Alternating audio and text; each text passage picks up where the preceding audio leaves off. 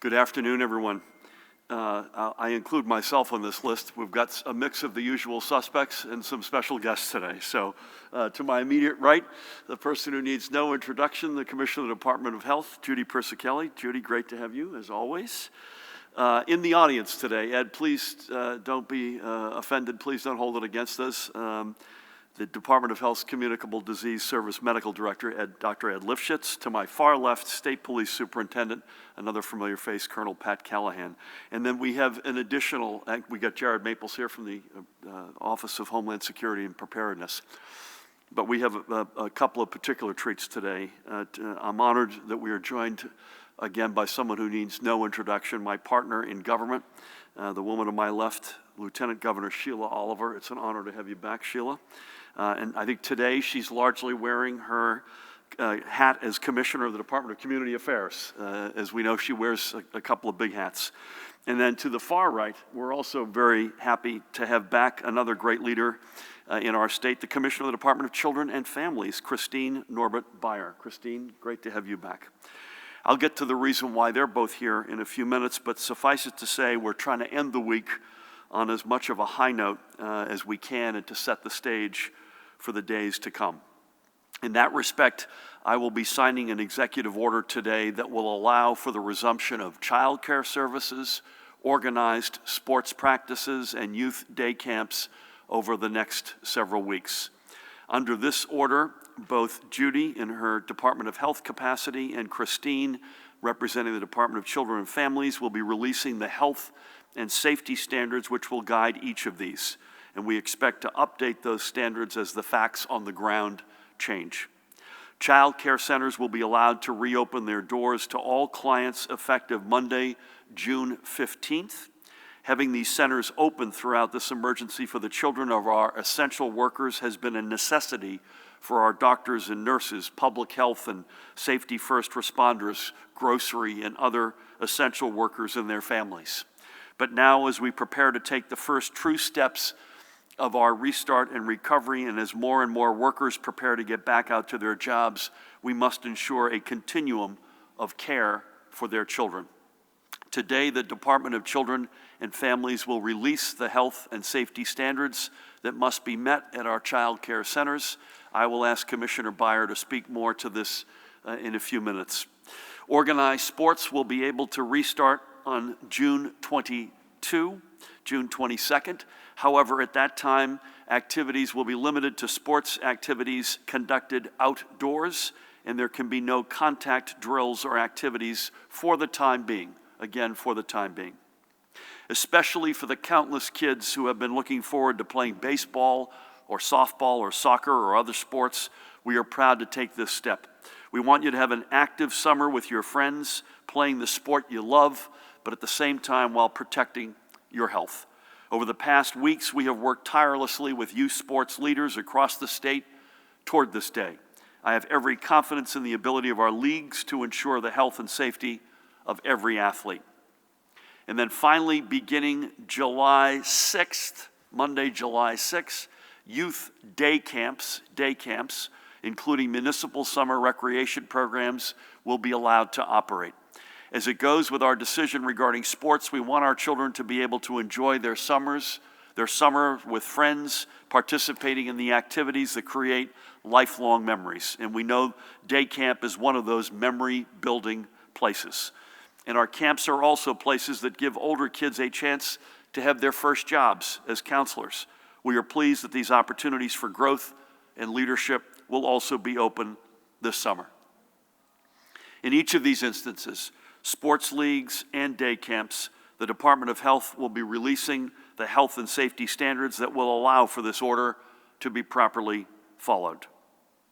Additionally, I am proud to announce today that after weeks of close consultation with our racetracks and our horse breeders, horse racing will also resume, with the first competitive races as early as next weekend. In fact, the first qualifying races happened this morning, and I want to thank the New Jersey Racing Commission and Executive Director Judy Nason for their hard work that allowed this to happen.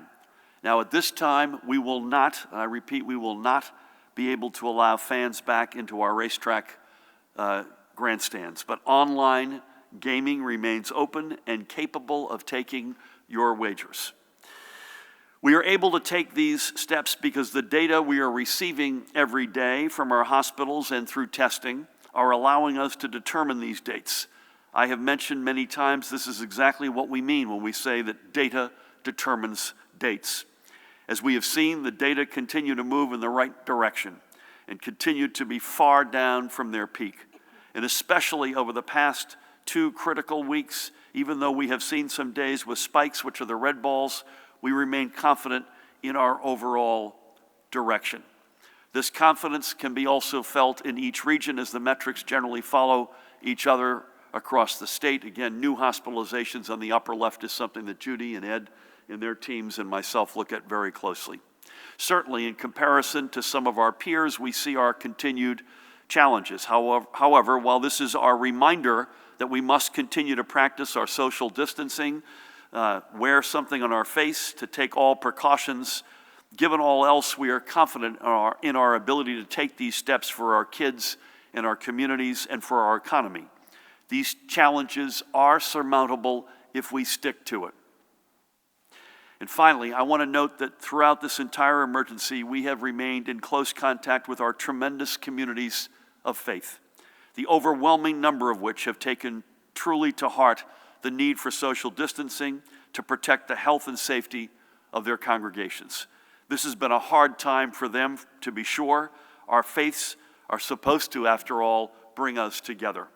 And so many of our faith leaders of every religion and denomination have been tremendous in their support for our efforts to save lives.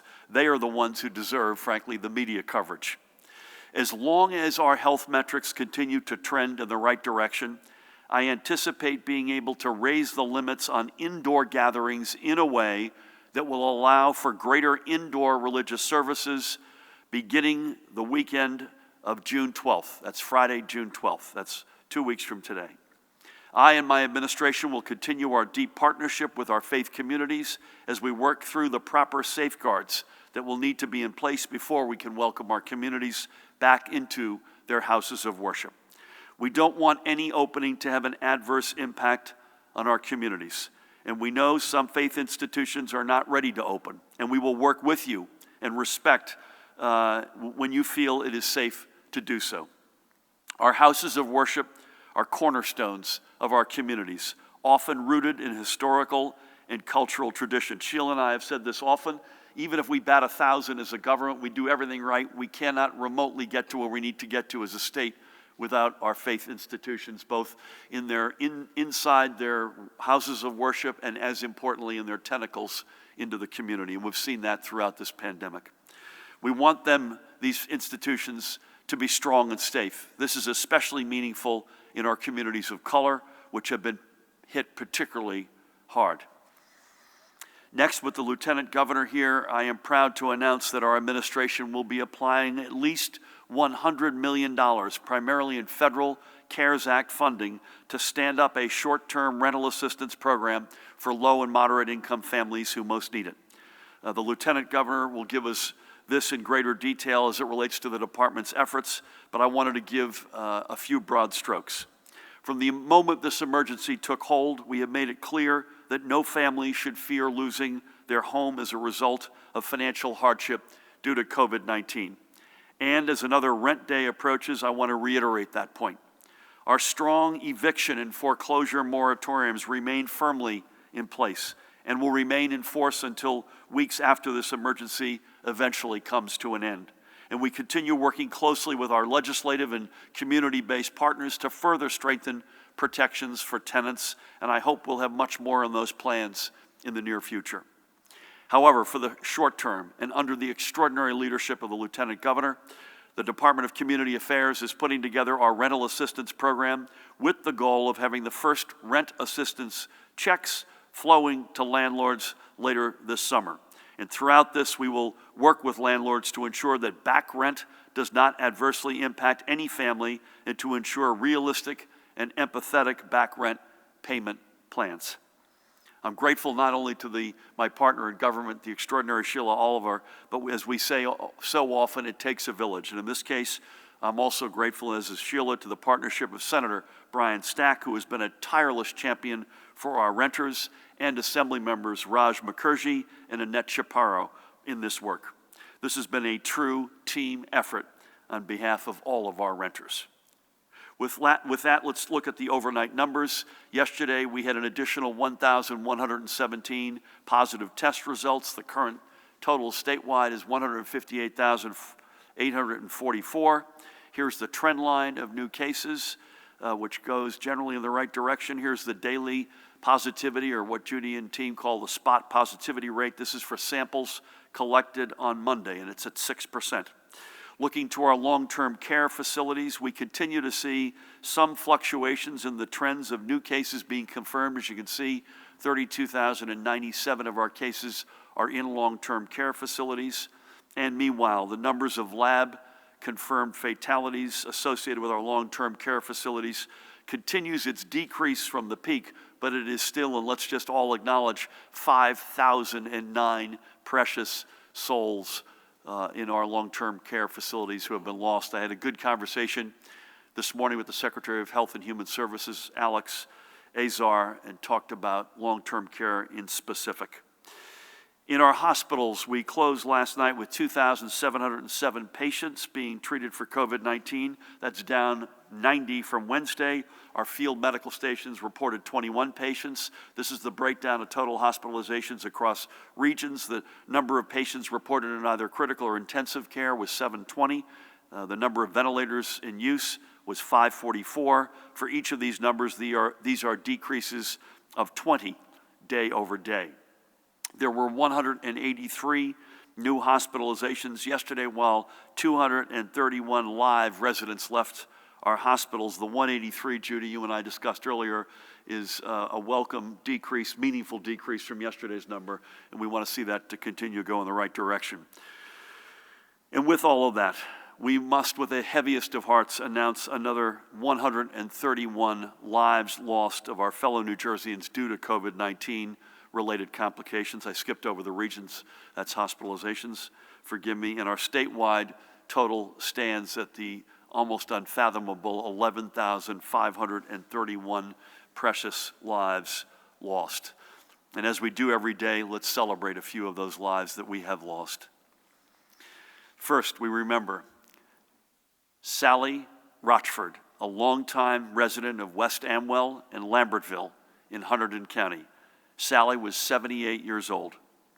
Sally had spent 26 as the office administrator and computer operations manager with Mobil Oil Corporation in Pennington, and had taken over other administrative positions, including with our own Office of Unemployment. But it was Sally's personal strength that defined her life. At the age of 2, she contracted polio, but she never let its effects prevent her from living a full and rich life of courage, dignity, and determination. She swam, she rode bicycles and horses, she climbed mountains and became an accomplished woodworker. She never acknowledged the limitations polio was supposed to impose. In fact, she powered through them all. She was centered in her home life by her treasured late partner, Patricia Foy, and Sally is survived by Patricia's sister and Sally's sister-in-law, BJ Foy. I had the great honor of speaking to BJ yesterday, who lives in Vero Beach, Florida. And Sally was also survived by her friend of almost 60 years, Carol Kovacs, in addition to her niece, Kim Petro, and many nephews, friends, and acquaintances. God bless you, Sally. Next up, we remember West Windsor's Dr. Arthur Sherburne. There's Arthur on the right. A bright child born in New York, he graduated Long Island University in 3 years and then earned his master's degree in biochemistry from New York University. He was conducting cancer research at Sloan Kettering when he decided to pursue his medical degree at the University of Louisville, and after graduation would practice internal medicine for 40 years, much of that time in Highland Park until his retirement in 2000. He was on staff at both Robert Wood Johnson Medical Center and St. Peter's Hospital in New Brunswick. He also served as medical director of the New Jersey Turnpike Authority, literally, I think, for 35 years. and was the school doctor for both North Brunswick Township and the Middlesex County Vocational Technical High Schools. Even in retirement, Arthur kept up on developments in the field of medicine and spent his free time in his garden, spending time with his grandchildren, and being by the side of his wife of nearly 60 years, Carolyn, with whom I had the great honor of speaking yesterday. Carolyn survives him, as do his son Joseph and his daughters Rhonda and Cindy. I also had the great honor of speaking with Cindy yesterday, and his two grandchildren, Joshua and Kayla Chait. Cindy asks that her father be remembered for his sweet nature, his ever-present desire to help people, his unconditional and selfless love for his children, and most importantly, his grandchildren, and his immense loyalty to his family. His wife, Carolyn, reminded me of two sort of themes that defined his time as a doctor. Number one, once a patient, always a patient. And secondly, and this was a tough one even to hear, never mind speak to it, if you had lost your job and you were a patient of Dr. Sherman's, he saw you for free until you got your job back. What an extraordinary guy. He was 90 years old. May his memory bring peace to all who knew him. God bless you, sir. And finally today, we remember the late mayor of the city of East Orange, Thomas Cook Jr., who we lost at the age of 90. He was a mentor and friend of the woman to my left, Sheila Oliver, and a mentor to friend to so many. The mayor was born in South Carolina, but his family, like many African-American families at the time, came north for opportunity, so-called to the warmth of other suns. And Mayor Cook made the most of his, leading a life of service to his community. He and his wife, Audrey, would have 3 children of their own, Julia, Bonita, and Thomas III. And they also would adopt Audrey's nephew, Michael. The family first lived in Montclair. Mayor Cook received his bachelor's degree from New York University and a master's degree from Montclair State University, and then they settled in East Orange. He served in the United States Navy during the Korean War and worked in the Veterans Hospital in East Orange as an assistant psychologist and physical therapist. He would later become an educator in the Newark Public Schools. In 1961, he won a seat in the East Orange City Council, then was elected to the Essex County Board of Chosen Freeholders, before in 1977 being elected mayor of the city of East Orange. You talk about a guy who did it all. He would serve 2 terms as mayor and built a reputation as a champion for public safety and an advocate for tenants. He stabilized taxes and helped bring new senior housing online. Recognized and respected by his peers, Mayor Cook served as vice president of the U.S. Conference of Black Mayors and the chairman of the advisory board of the U.S. Conference of Mayors. He also served as the voluntary chairman of the Passaic Valley Water Coalition. Through his work and his daily walks throughout the city he led, Mayor Cook is remembered for his kindness, his compassion, and his wisdom. Mayor Cook is now reunited with his beloved Audrey and 2 of his children, Bonita and Michael. In fact, I believe he lost both Audrey and Bonita in the same year, 1995. He is survived by his daughter, Julia, with whom I had the great honor of speaking yesterday, and by her husband, Michael Gaines, and by Thomas III, who I spoke just literally a few minutes before coming over, as well as by his former daughter-in-law, Cynthia, and son-in-law, Louis. He also leaves 8 grandchildren and many great-grandchildren and so many other relatives and friends. Mayor Cook was 90 years old. We bless him and we thank him for his life of service. May God bless you, Mayor. 3 more distinctly New Jersey lives, 3 from among the more than 11,000 we have lost. Let them never, ever, ever be just numbers. God bless them all. Let's switch gears for a couple of minutes. As it was announced last night, and I alluded to, President Trump has extended what is known as Title 32, which allows our National Guardsmen and Guardswomen to receive pay through the federal government through mid-August. I spoke to the President last night and thanked him, among other topics we discussed. We have mentioned here many times the ways that our Guardsmen and women are working as part of our emergency response. Some are currently assisting in our long-term care facilities, providing much-needed backup for the hard-working staff members who are doing all they can to protect their residents. Other Guard members have been providing assistance at our federally partnered testing sites at both Bergen Community College and the PNC Bank Arts Center. Regardless of the job they're doing, We thank them for being part of our team, and we are grateful for their continued hard work and service. Next, I want to once again urge everyone to help us gather the data we need to guide our steps going forward from today. And you could do that by going out and getting tested for COVID-19. On Wednesday, another 26,000 tests were recorded, and we have the ability to reach this number now every day. We've worked hard to get our testing program to where it is, and we're going to keep working to make it even stronger. As you can see there, we are number 2 in the nation per capita, up from 3, which was, I believe, yesterday. Getting a test is easy, and with CVS bringing 45 more of their stores online to provide tests every day, we now have 208 sites across the state where you could get tested. So this weekend, make a plan. Get tested. Do it for yourself. Do it for your family. Do it for your community. I encourage you to go to covid19.nj.gov/testing to find a location near you and go out and get tested. Next, I want to give a huge shout out to the women and men of the Patterson Public Schools. In addition to conducting their classes remotely, many have also been volunteering their time over the past 2+ months to help provide for the greater needs of their students and families. And it is this effort that I want to note, as Patterson recently passed the milestone of distributing its 1 millionth student meal since schools closed on March 17th. That's right, 1 million student meals have been distributed in Patterson alone since schools closed on March 17th. Our educators and support staff are integral parts of their communities, and there is no greater example of their commitment than in Patterson.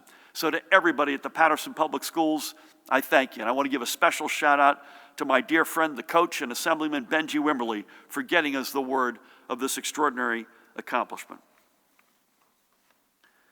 Finally, I think on behalf of Sheila and myself, I want to close with a brief observation about the turmoil we're seeing in Minneapolis. It may seem a half a country away, but we're all in this thing together. There is no doubt that the centuries-old stain of systemic racism is far from being erased from the fabric of this country. We also know that the overwhelming majority of our law enforcement officers believe strongly in the communities they have sworn to protect.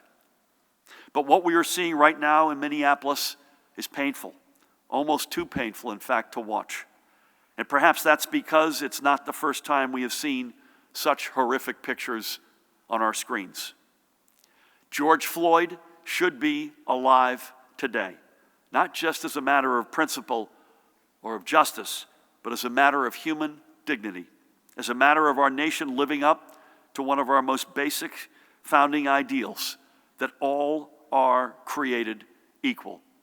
His life mattered as much as mine or my wife's or our kids or any of yours. We have seen these images before in New York, in Ferguson, in Baltimore, and in countless other cities, large and small. Too many times have we gotten a national wake-up call and then gone about doing nothing about it. We cannot just expect someone to be fired and that be the end of it. That's a feel-good action that doesn't solve a systemic problem. We need to dig a deeper well of accountability and responsibility, and we need to draw from it, not just in Minneapolis, but everywhere, including right here. We can lead this effort, in fact, in New Jersey. We have passed laws to ensure accountability. And I see Attorney General Grabir Graywal's Excellence in Policing initiative as how we will stay a leader and a model for smart policies that lead to safer communities, stronger trust, and a better future. And Pat Callahan knows this as much as anyone. As we are coming together to defeat this pandemic, let us endeavor to come together, to strengthen the bonds that bring us together as New Jerseyans and as Americans.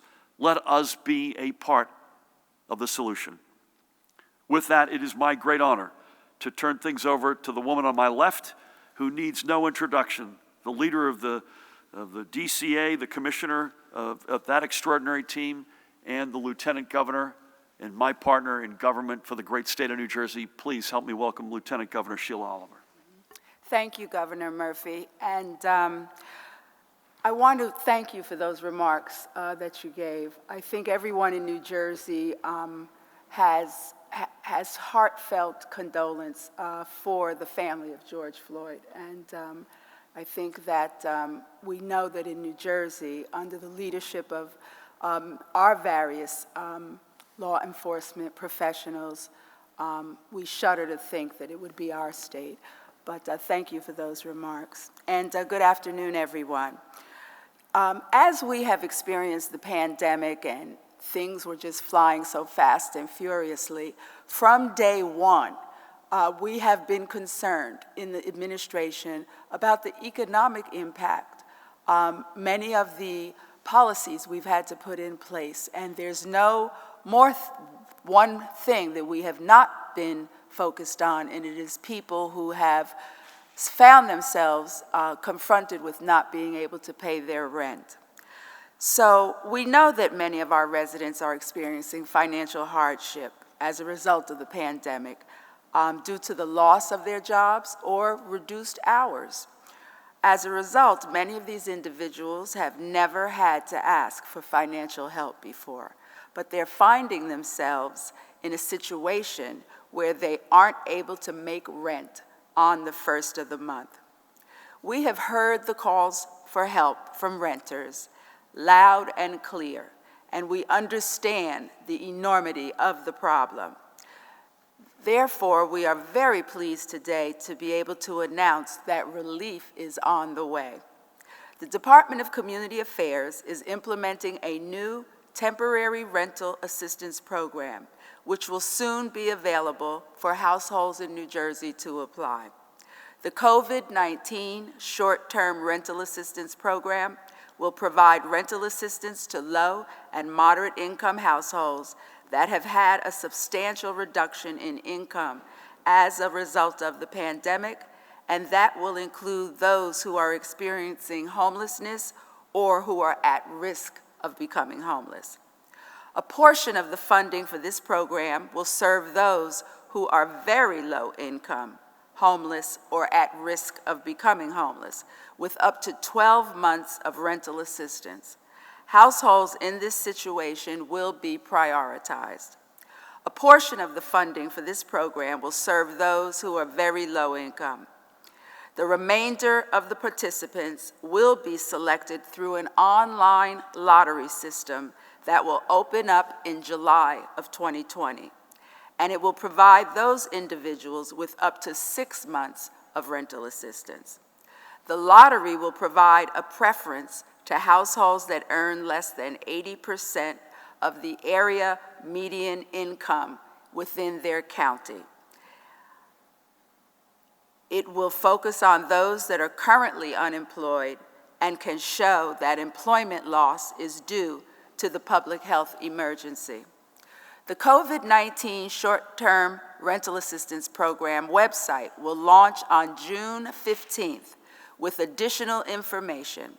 In the meantime, you can check the DCA website for updates about this program at nj.gov/DCA. You can also follow the New Jersey Department of Community Affairs on Twitter, Facebook, and Instagram for real-time updates about our programs. In addition to the new rental assistance program, DCA is also urging households in need to apply for the Low-Income Home Energy Assistance Program, known as LIHEAP. It helps people pay for their utility costs. It includes cooling as the summer season is upon us. The LIHEAP program recently received an additional $29 million in funding through the Coronavirus Aid, Relief, and Economic Security Act, known as CARES. To find out if you are eligible for this assistance, you can use DCA's completely anonymous online screening tool called DC Aid. The website address is nj.gov/DCA/DC Aid. And Governor, I want to thank you for your trips to Washington and your weekly teleconferences with Vice President Pence because of your efforts in securing more financial assistance for our state. HUD has awarded us this $29 million. So thank you very much. It will go a long way to help many households in the state. I want to commend you also for being an advocate for federal relief. And we know that it's not over yet, and we will continue on that trajectory. With this additional funding from the U.S. Department of Housing and Urban Development, we will have more control and flexibility as a state in solving the short and long-term impacts that the virus is having on our communities. Simply put, it is going to help us all get through this crisis whole. Thank you, Governor Murphy, and now I'd like to turn it over to, as you know, the woman who needs no introduction, Commissioner Persicelli. Sheila, thank you so much for your leadership throughout, in peace and in war.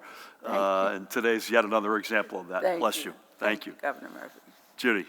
Thank you, Governor, and thank you, Lieutenant Governor. Good afternoon. Our journey to reopening starts with testing. As the governor has shared with you and has been encouraging everyone to get tested. But I want to emphasize that we want individuals to get the diagnostic test, which detects whether you currently have the virus. This information is vitally important for appropriate public health actions to be taken. In addition, this type of test provides insight onto the amount of disease or the disease burden currently circulating in our communities. That is important data for informing further easing of restrictions. While some individuals are interested in antibody testing, at this time there is still a lot that remains unknown about the value of that testing.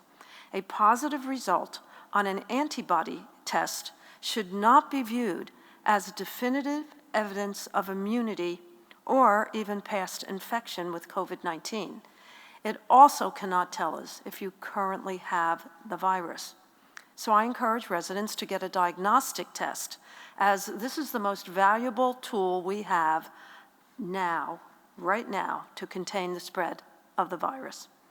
For my daily report, last evening, as the governor shared, our hospitals reported 2,707 hospitalizations. There are 720 individuals in critical care, of which 76% of them are on ventilators. I'm reporting today a total of 26 cases of multisystem inflammatory syndrome in children, the same as yesterday. There are no deaths reported. The ages of the children affected range from 1 to 18, and 18 of the 26 have tested positive for COVID-19. 6 are currently still hospitalized. I must draw your attention to the race and ethnicity breakdown of these cases, however. White, 19.2. Black, 26.9. Hispanic, which includes Hispanic ethnicity for all race definitions, 30.8. And Asian, 7.7. So although the N is quite small, we are seeing a preponderance of disease in communities of color. The governor reviewed the new cases and deaths reported today, and in terms of deaths, the breakdown by race and ethnicity is as follows. White, 53.2, Black, 18.5, Hispanic, 19.4, Asian, 5.5, and other 3.4. Our state veteran homes, the numbers remain the same, and they also remain the same in our psychiatric hospitals. The daily percent positivity overall in New Jersey is 6%. In the north, it is 5%, central 6%, and south 8%. So that concludes my daily statistical report. Stay connected, stay safe, and stay healthy. Thank you. You know, Judy, tying together Minneapolis, which is through a particular lens that Sheila alluded to and I spoke to, the race and ethnicity data, and as you said, remember the N, which is the number of the denominator, is a very small one, so we all have to acknowledge that. But with the very large number of fatalities that we sadly have over 11,000, there's no question communities of color are showing up in a much higher ratio than their representation in our state as a whole. And as we have to acknowledge that we can see this through a number of different lenses, but the conclusion is the same in this, the first year of the 5th century since slavery first came to our shores. We're still digging out, and let us never forget that we're still digging out. So thank you for your report, Sheila. Thank you Governor. for yours as well. Again, it's very good to have her back. And when Christine was last here, the sobering statistic that stuck with me, Christine, was the reduction in reported abuse, domestic abuse, child abuse, and it was the exact opposite of what you would have hoped, which is that there was actually a reduction, and in fact, it was because kids were less in touch with police officers, Pat, or coaches, or teachers, or school nurses. A lot of it was going undetected. And so that is a reality, folks. That continues to be a reality, particularly as the entire school year has played out and continues to play out remotely. We're honored to have you back. Slightly more uplifting news today. This is a series of steps that we've wanted to get to, and I know you've worked closely with Judy and her team and other departments as well. So please help me welcome back the Commissioner of the Department of Children and Families, Christine Norbert-Beyer. Thank you. Thanks, Governor Murphy, and good afternoon, everyone. As the governor referenced in his remarks, child care centers will be authorized to resume operations and will be open to all New Jersey families under very specific guidelines beginning June 15th. And summer youth day camps will be permitted to open beginning July 6th under standards established by the New Jersey Department of Health. This is an important step forward in New Jersey's reopening strategy, ensuring a safe, stable, and seamless child care infrastructure for New Jersey's returning workforce, not just those designated as essential. And it probably comes as a welcome relief for parents who did not know how they were going to juggle summer care or child care needs with their job responsibilities. But in order to be able to take this step safely, we have to move forward in a planful and methodical way to support centers and camps in reducing the likelihood of spreading the virus. We must ensure that on a broad scale, the best practices and standards developed by the CDC and other health organizations can and will be followed and enforced. Later today, DCF will be issuing detailed guidance for child care centers, including processes for screening, sanitation, and safe social distancing. Centers will need to let the department know through our Office of Licensing whether they plan to reopen, and will need to file an attestation indicating that they will follow the safety protocols in place for New Jersey's child care centers. DCF inspectors will begin visiting reopened licensed centers on June 15th in order to support them in keeping children safe. The Department of Health will be developing similar safe standards for summer camps, allowing youth day camps to open under those standards and prohibiting sleepaway and residential camps. Summer camps will have to file an attestation with the Department of Health acknowledging their agreement to abide by those safety standards. In order to assist programs with meeting some of the additional costs connected to heightened safety standards, Commissioner Johnson and DHS will be announcing the rollout of up to $20 million in Federal CARES Act funds to help programs purchase cleaning supplies and PPE for staff. The current subsidy program managed by DHS for emergency childcare will run through the end of June. And finally, beginning next week, Commissioner Johnson and I will be co-hosting webinars for child care providers to answer any questions they may have and offer technical assistance as they reopen. While we need to be diligent in maintaining safe operations for child care and summer care programs, I expect today's announcement is welcome news to so many New Jerseyans. Over the past several weeks, Commissioner Johnson and I have had several conversations with child care directors, both collectively and individually.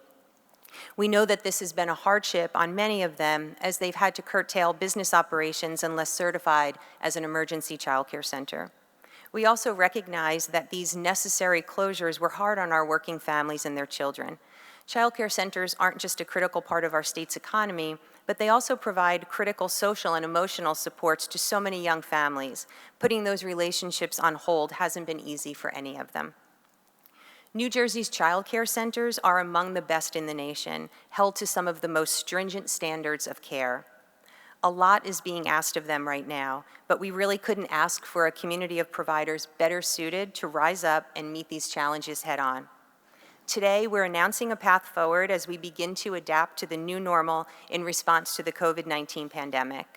So thank you, Governor Murphy, and my fellow cabinet members for your ongoing leadership at this time and for all of your support in keeping New Jersey residents safe, healthy, and connected. Thank you. Christine, thanks to you and your leadership. And I know Sheila joins me in thanking you. And also you mentioned Carol Johnson, who deserves another shout out as well, the Commissioner of Human Services, who's been your partner in these endeavors and so many others. Judy's been right in there with you at every step of the way. And again, God willing, this is, folks can take some relief here that we're only within now shouting distance of daycare getting back up. Participative sports with some restrictions obviously back up. Summer camps, day camps, we're beginning to see the light that we have promised based on the data, and I can't thank you enough for your leadership, so thank you. With that, for compliance and other matters, and Pat, it probably goes without saying, but the community relations right now between law enforcement and the community, the example that you and the Attorney General and the Police Chiefs Union and the police chiefs themselves and the rank and file union represent, needed now more than ever as a nation and certainly in our state. So, as always, great to have you. Please. Thank you so much, Governor and Lieutenant Governor. Good to have you here. Good afternoon, everybody. Just 3 incidents on the overnight. A nail salon in Lakewood owner was cited for being non-essential and open. 2 subjects were cited for holding a church service in Berlin. That was their second offense. And in Patterson, a thrift store owner was cited for having a non-essential business open. And to your point, Governor, rather than wonder if I would be asked about it, I'm always deeply troubled when at the tragic loss of life, especially when law enforcement's involved. And in-custody deaths and officer-involved shootings are some of the most complex, intense investigations that need to be rooted in accountability and in justice and in transparency. Not many people know it, but I know maybe the governor and lieutenant governor know. For the last 11 weeks, 7 days a week, I get on a prayer call every morning with clergy, a very diverse group of clergy of all denominations from throughout New Jersey, 11 weeks in a row now. And the pain in the prayer that I heard on this week's call is disturbing to me. But we're together on blue sky days, as we say, for a reason. So when we come up against an incident that draws on that reservoir of trust and that well that the governor was talking about, that we can lock arms so we can foster trust, maintain it, and really rebuild it where it's been completely diminished. And to your point about the Attorney General, he also hosted a call with the major city police chiefs and their respective county prosecutors today to talk about the relationships that they have. And they're not going to meet their clergy and their pastors around yellow crime scene tape in the state of New Jersey. We're doing it at barbecues, we're doing it at church basements, at town halls, knowing that something that happens halfway across the country or on the other side of the country impacts us right here in Trenton, New Jersey, and throughout our communities. And I'll end to your point about our Attorney General, what he has done in the fostering of professionalism, accountability, and transparency, whether that was through initiatives, legislation, directives. He is a leader in making sure that New Jersey stands at the forefront and as an example for instilling public trust between our communities and law enforcement. So thank you, Governor.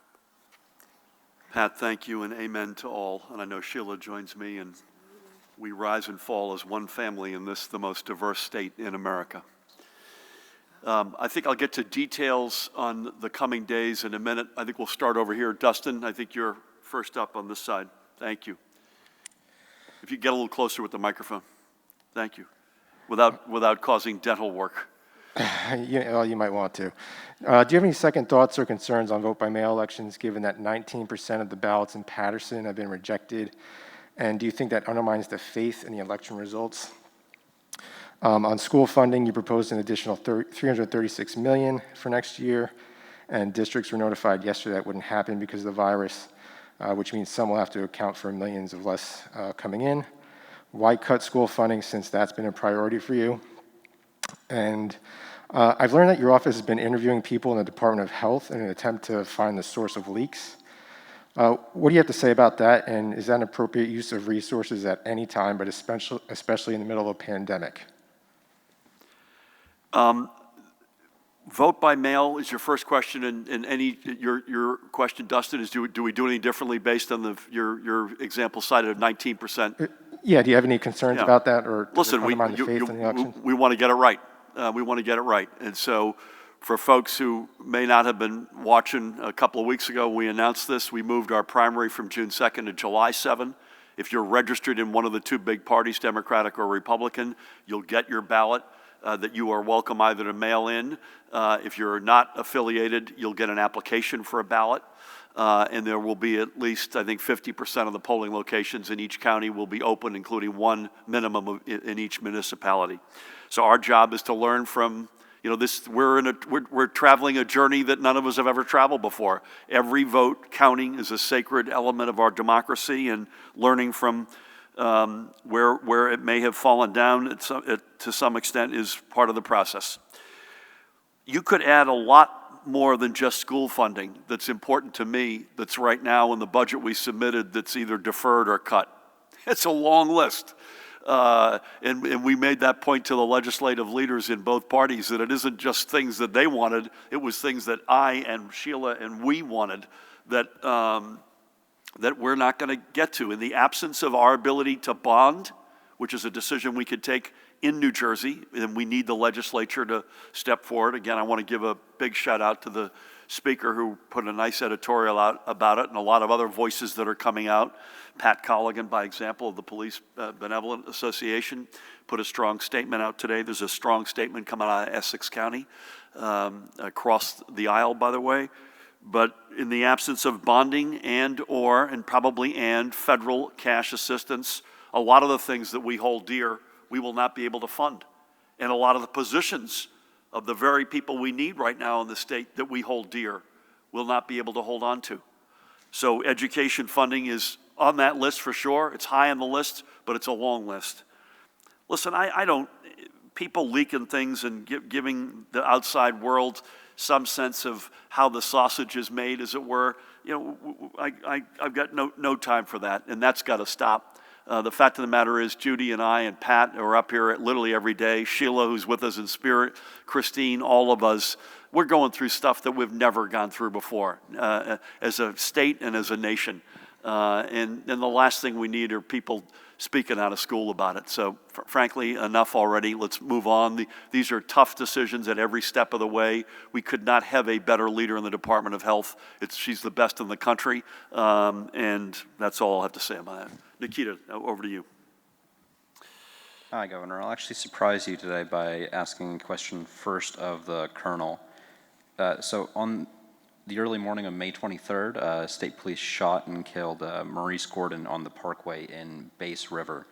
We've received reports that Gordon had been stopped by or otherwise interacted with law enforcement multiple times during that same evening and morning. Could you confirm that and give any details about those interactions?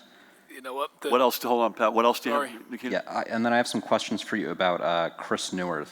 So were you aware of his part-time consulting gig? And why didn't you announce his firing? And do you have a response to his claims about being made a scapegoat?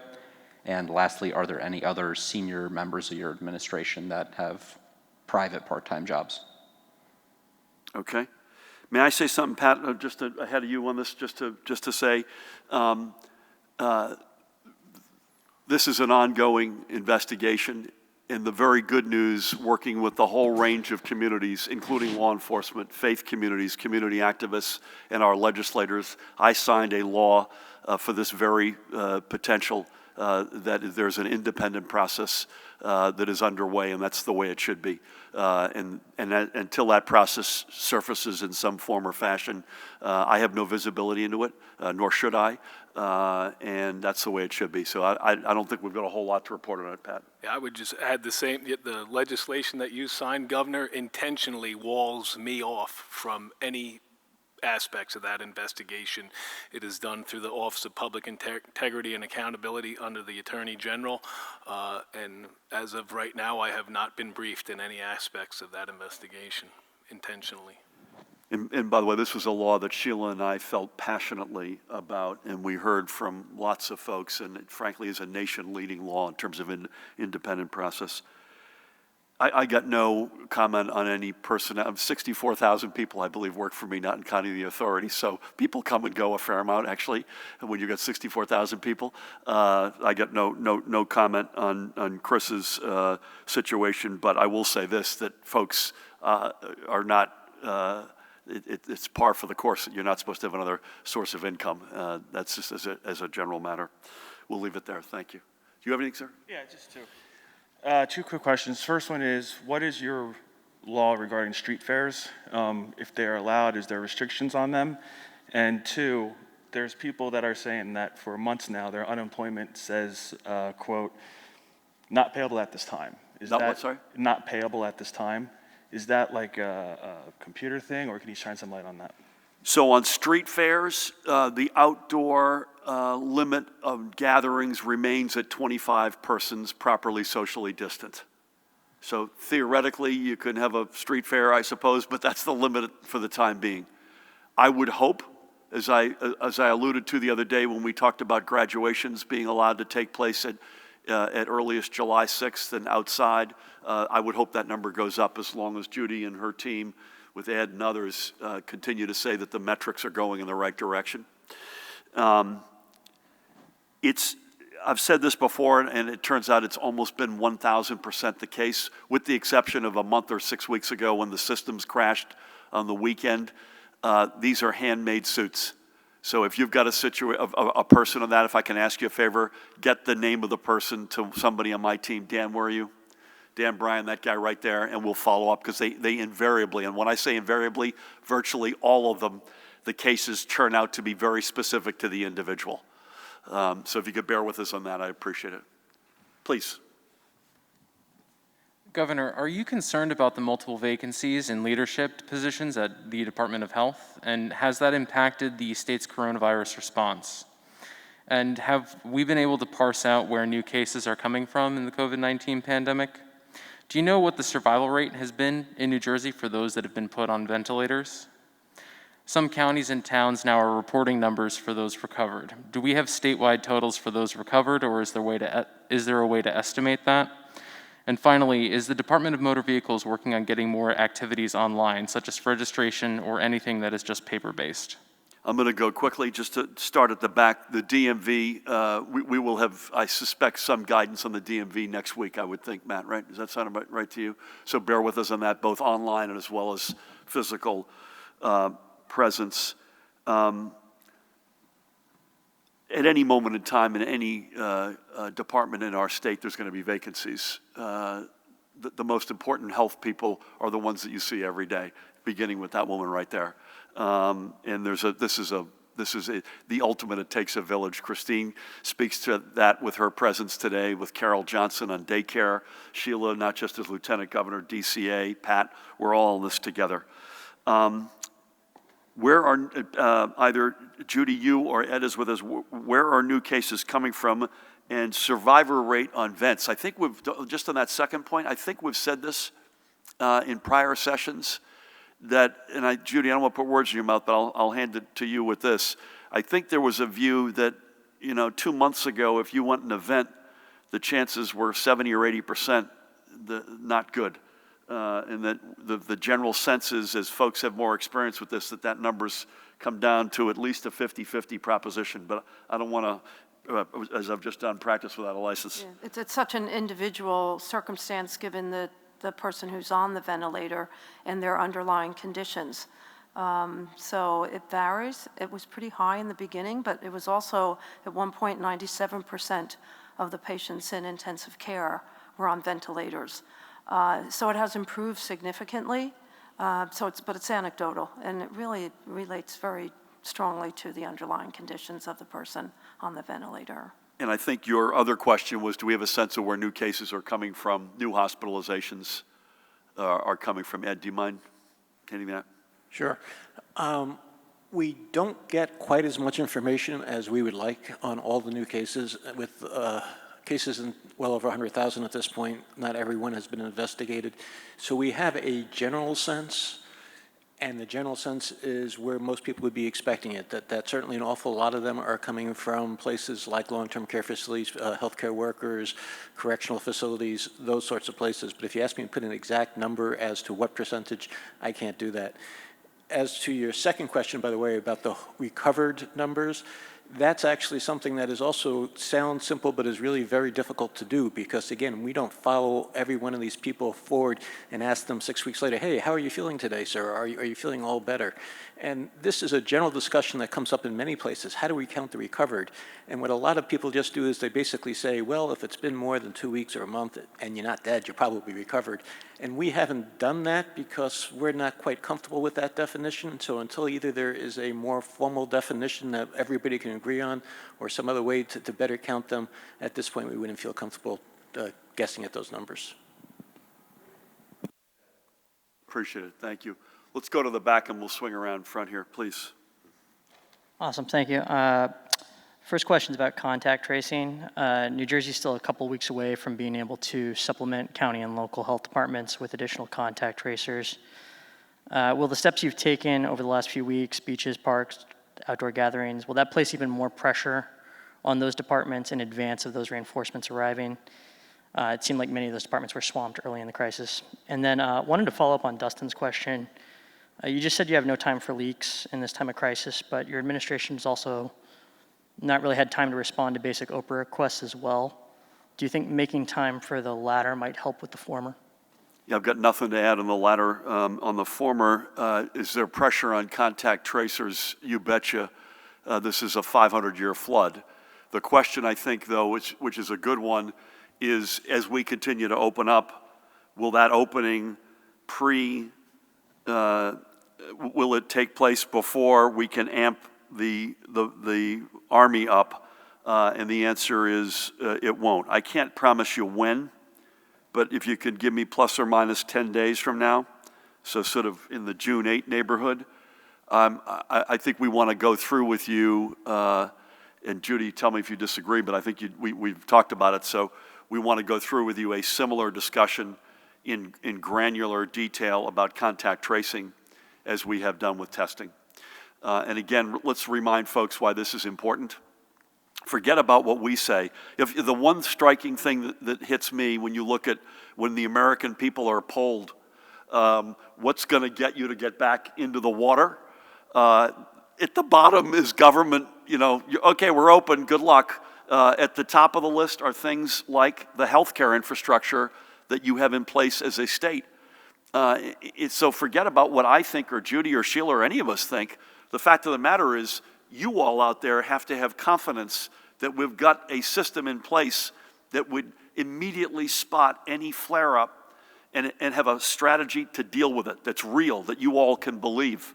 So when you're clocking in, as we are, at 25,000 tests a day, and that number feels like it can go up every day, you're going to see a similar heft of robustness in contact tracing and isolation. Folks need that so they can say, you know what?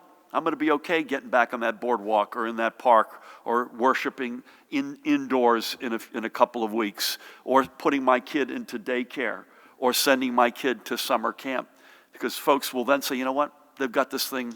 That's not to say it won't flare up. I mean, that's the fact of the matter is it will flare up. The question is, what are we going to do about it when it does flare up? Will we have the infrastructure in place to aggressively attack it, to give folks the confidence that they can get back out there? And that's our objective. So on your very good question, bear with us because we're going to come back to you with that at some point. Elise, good afternoon. Good afternoon. Regarding your call with the president last night, who initiated the conversation and what did you discuss? did you get any sense of support for federal cash grants to states for budget shortfalls? Thank you. The call was initiated before we had gotten at least the 32F extension of paying for the National Guard. And it was also to ask and reiterate, so I did not speak about federal cash coming from a new bill, but I spoke explicitly, and I asked the President again to consider and to grant us the 100-0 cost share on all the related expenses that we've got. Right now, it's a 75-25 cost share feds state, and we need that desperately to be 100-0. I also raised the fact, because he and I had spoken last Friday about indoor worship, I gave him a heads up that we were going to today announce that in a number of days hence, in this case it'll be June 12th, that we're going to begin to open up things carefully and responsibly indoor for faith gatherings. Thank you. Hello. Hi, How are you? Stephanie Phonin from Taff into Barnegat, Waretown. Down by us, we have a lot of over 55 communities that are being very cautious about opening their pools, their clubhouses. Liability carriers are saying they will not cover things to do with the pandemic. That's one question I have. Another is, in reviewing the long-term care facility list, the subacute facilities were removed. I understand why they were removed, but they still did have cases, and I'm wondering if you could create a separate category for them. I'm happy to hear about the child care centers, and one of the questions I have about that is, are we going to be asking children to wear masks? How is that going to be handled? Because, of course, going forward with school, that's going to be another important part of that. Yep. All good questions. I'll hit at least one of those and maybe ask both Judy and Christine to come in. If over 55 communities are being careful about pools and clubhouses, they should be. That's a good thing. And I don't say that with any morbidity. It's quite clear. It's really not over 55 as much as it's over. Judy, we've got the numbers. I always check before I come in. I didn't today. 65 and up continue to be 79.5% of the fatalities. I don't have it at 55, but the caution there continues to be advised. I mean, it's devastating for older folks. We've seen that. Vulnerable communities, long-term care is an example of that. Folks with comorbidities, communities of color, density, all of that creates sadly a petri dish for this virus. I don't have any color, but Judy may on subacutes being removed, and also on I've become, I hope, one of America's biggest mask guys, face coverings guys. I'll defer to Christine, however, on the guidance on daycare. Do you want to hit subacute, Judy? Sure. We're looking at all the levels of post-acute care, and I expect that we'll get some recommendations from the consultant about how best to handle all post-acute. So at this point, it stays the way it is. Christine, masks? Yeah, thank you.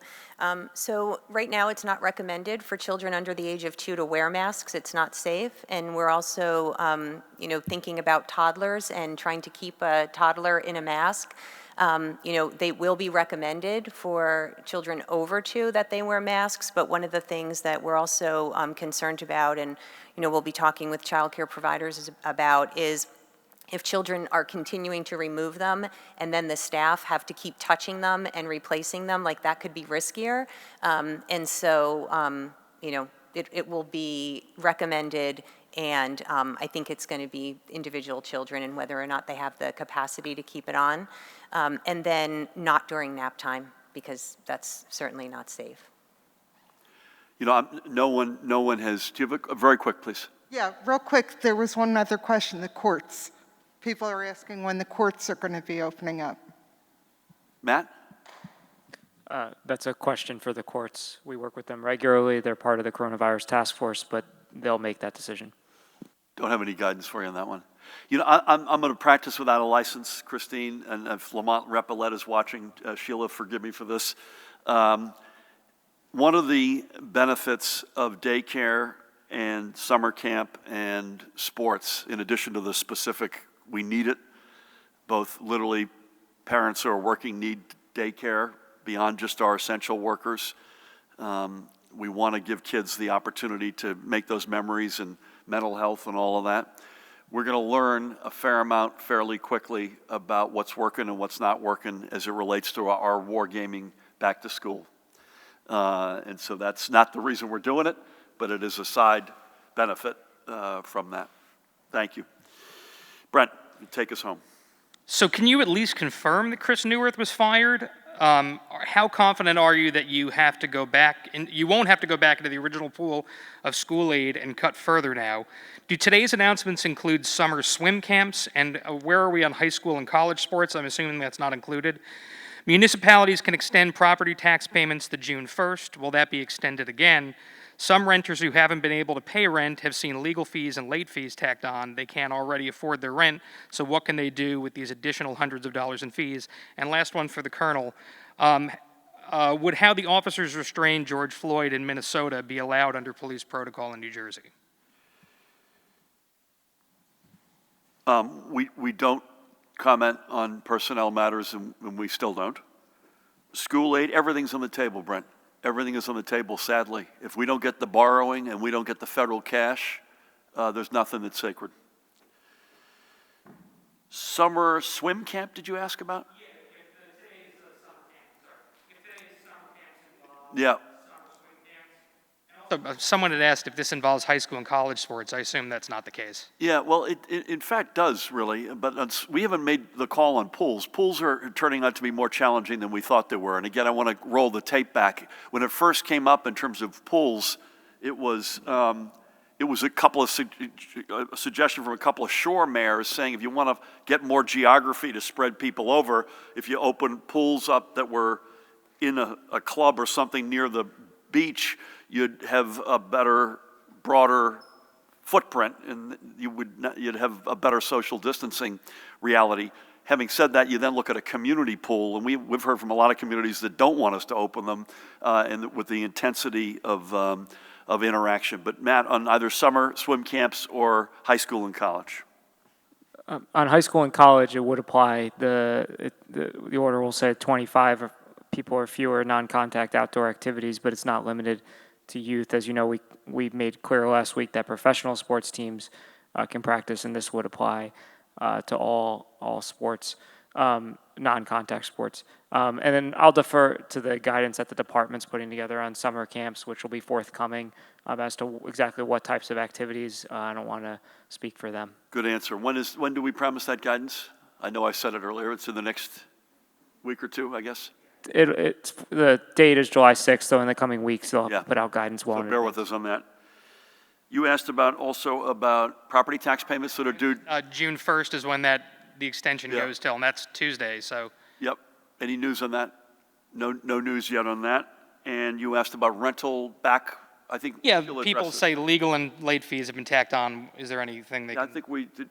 I think we addressed this, didn't we? What's the?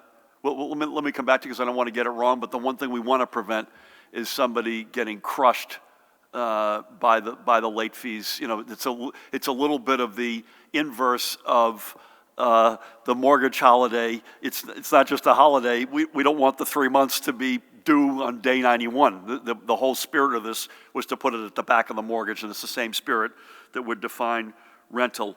Pat, you were asked the question on use of force. Similar to, I'm unable to comment on an investigation in New Jersey in my own agency, and I would take that same position with regard to an investigation in another city in another state.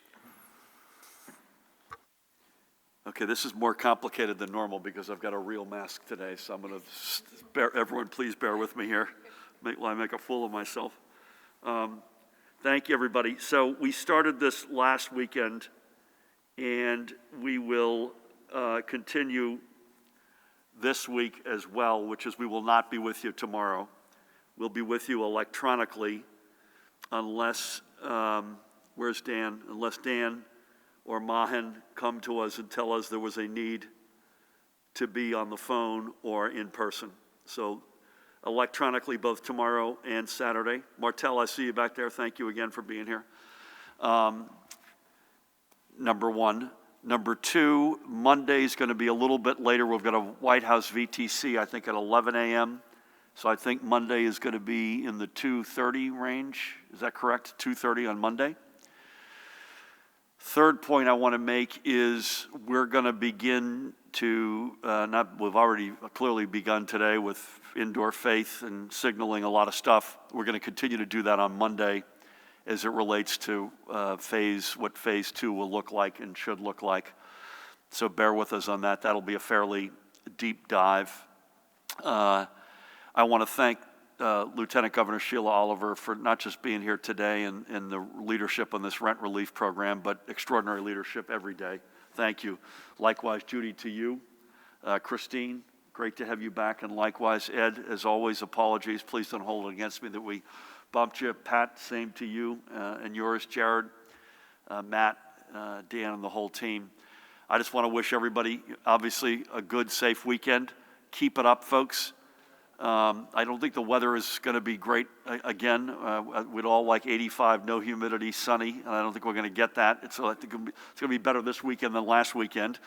But please keep doing the basics. The social distancing, wear something on your face, wash your hands with soap and water, and be good to each other. You know, we've got a lot of people at the point of attack, law enforcement certainly, retail workers, folks who are trying to keep the capacities in our beaches at levels that are lower than normal.